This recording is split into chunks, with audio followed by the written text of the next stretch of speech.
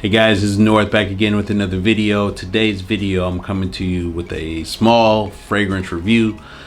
This one is from the house of Les Indemodables, and this one is called Oriental Velours. This is the second one I purchased from the brand, so let's go ahead and see what I think of it. Now briefly, it's not going to be an unboxing, but I do want to show you the box if you've never purchased from the brand before. So this is the simple box that it comes in. It sits in styrofoam. I do like simplistic packaging as far as that's concerned, because it cuts down on cost, and hopefully that cost will be in turn put into the quality of the material. I first heard about Oriental Velours online through the channel Ramsey. I believe that's just the name of his channel, is Ramsey, but he does a ton of fragrance reviews, especially indie and niche houses and vintage fragrances, and he talked about Oriental Velours.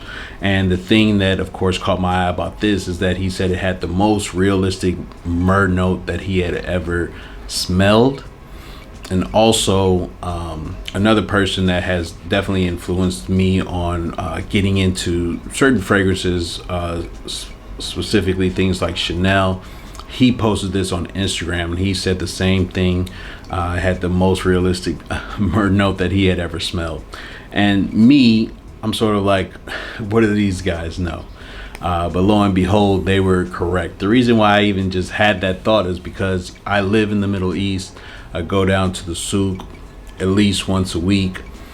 Not that I smell frankincense and myrrh throughout the souk, but when you're down there, you're able to get frankincense and myrrh by the kilogram for really, really cheap prices. So I always have access to it. I've actually smelled it and things like that. So I'm like, do these guys really know what they're talking about? So I think the first time I went and I smelled the fragrances, I barely remember it. I remember not being impressed by Oriental Velours. Here's the bottle.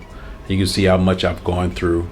I wore this all week, but when I went to go test it again, I smelled it, okay, whatever. Then something clicked in my brain. I said, this does smell like myrrh, like actual unburnt myrrh resin. And so it was just on my mind. I was checking the prices. I'm looking on Lucky Scent. There is a niche spot here that sells Les Indemodables along with a bunch of other niche and indie brands in there. And he's had this house for a while. So I just went, checked the prices. The prices were a little bit lower than the current retail price when you do the conversion. Maybe it's at the old price. So I just said might as well just go ahead and pick it up. After I did that, I went down and had to go get some myrrh resin for sure. So I'll show you that, but let's go ahead and get into it. Oriental Velours was released in 2016. This one's considered by the website as a woody oriental, and in the small brief on it says a bewitching sensual fragrance for lovers of rare high quality fabrics. And the thing that's seems to be jarring is that this one has 15% Somali myrrh oil in it. This one has jasmine, vanilla, Haitian vetiver, spruce as the notes, but the biggest amount is going to be the 15% myrrh. It also has 10% vetiver in it. Now, as I just stated, it smells like unburnt myrrh resin. And this is one of the nicest, biggest pieces of myrrh that I could find in my stash of myrrh, because I'll burn that. To me, I like the smell of frankincense in the air a little bit more, but when you mix these two, it's great. And for me, I've always been intrigued by not just history. Only as an adult I got into like more recent history, but I always was into ancient history. And you always heard in the Bible and so frankincense and myrrh. So of course those things always intrigued me. These are natural incense that come from the earth. So when I burn frankincense and myrrh together, it's great. But before then, because they were at a time they didn't have a lot of this. When I recently picked up a bag of this, it was like a 1/4 kilogram. yeah, a quarter kilogram, because it's already like a lot. They didn't have it abundant like that. They came in these small little tubs, so I didn't know what was going on. But this most recent time when I went, they had it. So again, here's Myrrh Velours. So just even the colors of them, you know, sort of similar.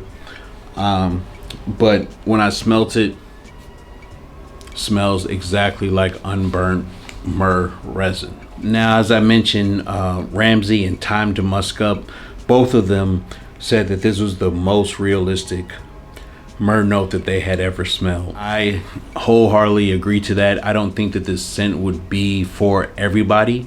It smells nothing like any other myrrh scent that I've smelled, because most of them are vanillic myrrh scents, like Myrrh Imperial, which, you know, I've talked about a million times, that I have a 250 ml bottle of.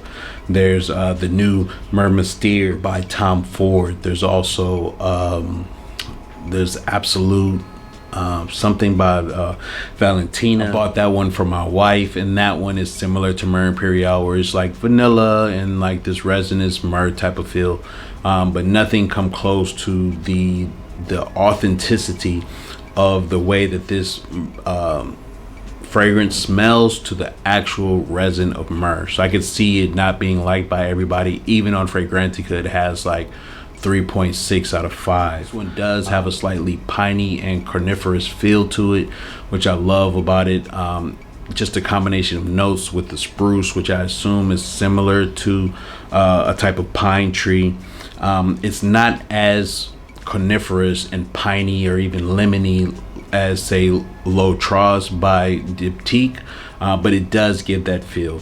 This fragrance is pretty linear all the way through. It's somewhat spicy. What I do love about this, besides the way that it smells, is the mysteriousness of it, because it is called Oriental Velours. It doesn't have myrrh in the name trying to drag you in and then blasting you with a bunch of vanilla. It's something you have to like seek out and to actually smell, and that's what you actually get from it. So I love that the name of the scent isn't telling of what it smells like.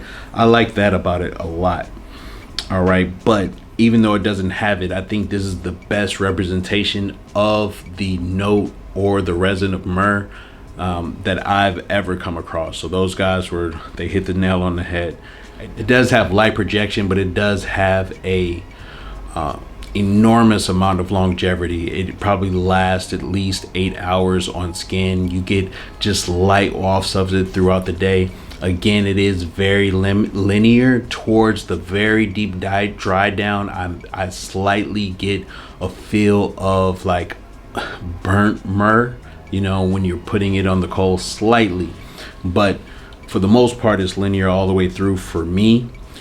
This is something, like I said, I wore it all week, and this is how much I went through it.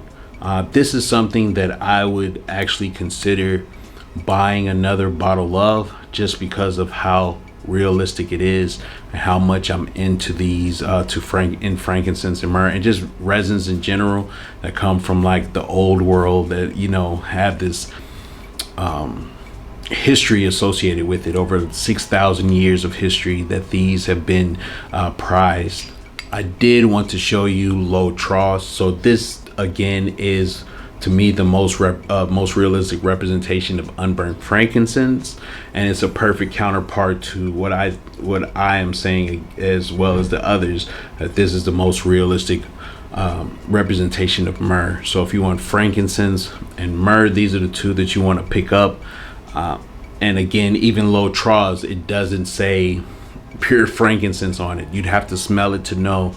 You'd have to be in the know to even get this type of smell. And I sort of like that about it. It makes it more of a treasure hunt to find these things. And I'm glad that I watched through his video and was put on to this. You know, it's almost as good as a good blind buy or a self-discovery, when someone introduces you to something and you smell it and you connect with it as well. So that's what I like about this. So that's my my thoughts on Oriental Velours by Les Indemodables. I'm very impressed by this. For me, this is the only one that I was interested in buying. I do have one of the eau de cologne styles. That was the very first one I bought. But I do want to check out some of these other 50 ml bottles. There is the Chypre Azul. I smelled that one. That was the first one I probably loved. But since it's a summer type of scent, it has to come in at least 100 ml bottle, especially for the price. So there you have it, guys. Those are my thoughts on Oriental Velours. Have you tried this? What other ones from the house of Les Indemodables do you think that I should check out? I have access to whatever's in their portfolio because they do have all of them here. So that's it. Have you tried Oriental Velours? Do you like to burn frankincense and myrrh resins in your home? Please let me know in the comments. Please like, comment, and subscribe. I'll see you on the next one, guys. Peace.